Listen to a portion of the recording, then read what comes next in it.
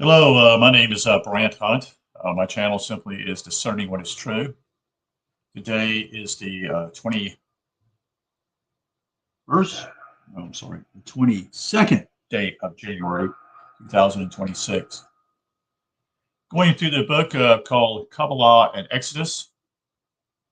It is actually entitled Revelation. It's part 21 of this particular book, but it's actually coming from the Bible from Exodus 19. The author's name is Zeb Ben Simon um, Halevi, Halevi. So thank you for being here. Hope you glean some wisdom out of this. Again, it's chapter 21, and it's entitled simply Revelation, Exodus 19.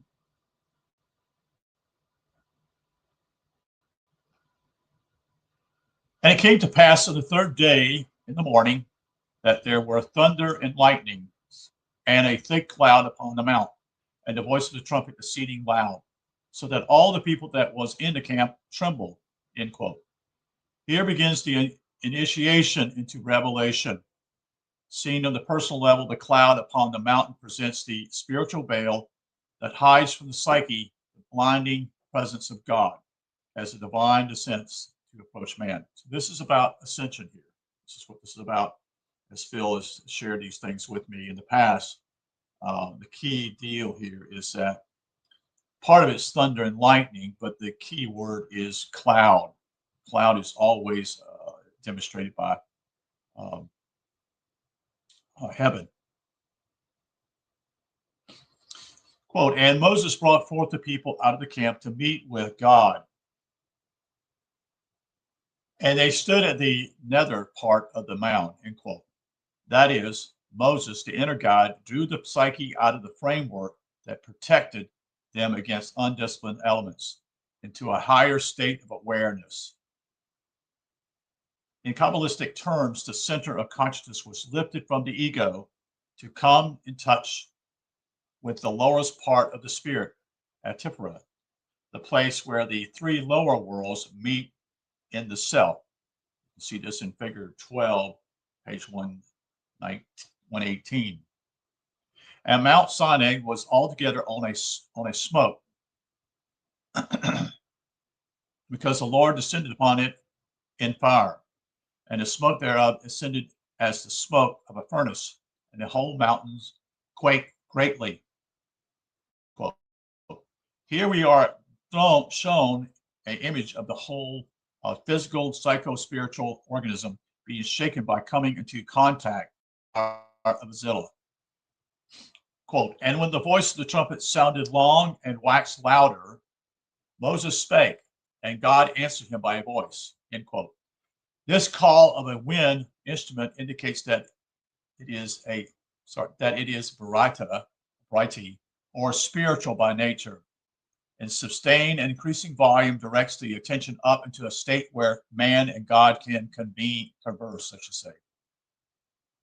That's converse. In individual terms, the deep and long sounding of a name of God can take a person up into a state where the speaker and the word became one with the name and its owner. In this condition, Moses spoke and was answered.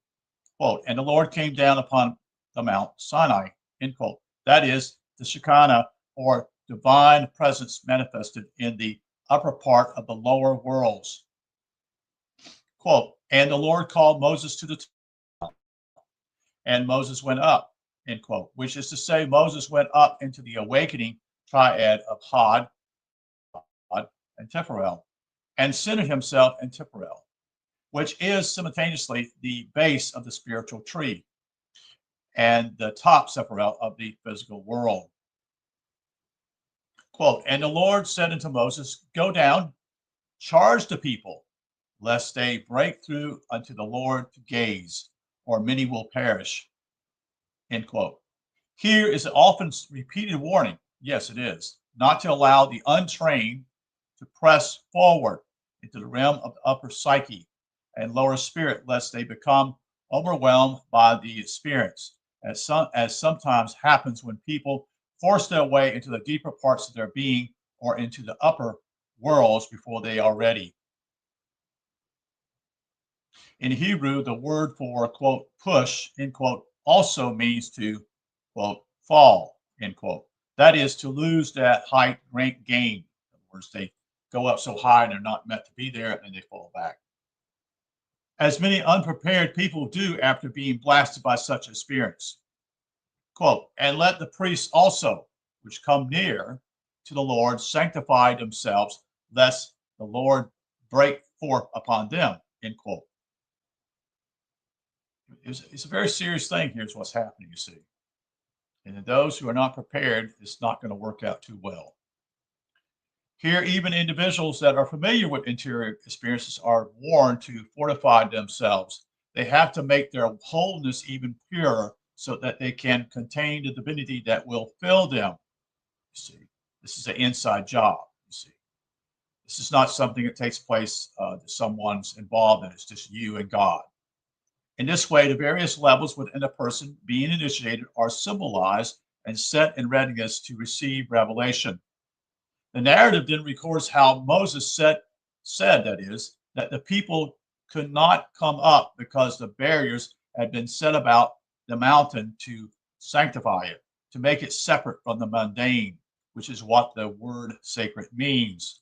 The divine reply was that Moses should descend and return with Aaron, but not the priests. This is significant because it shows that the existing priesthood was not of a sufficiently high level. In other words, they hadn't met God, apparently. That is, while an interest in things spiritual is commendable, without real discipline and knowledge, there's not the capacity of being able to cope with direct experience. Thus, may be well read and even practice various spiritual methods. These activities can be no more than ego-depth fantasies that could be shattered by entering into the upper worlds. This dramatic picture of Mount Sinai is not just the witnessing of the power of creation, but contact with the cause of causes, who, as the concealed is normally beyond manifestation. So that is a short snippet tonight of this particular book.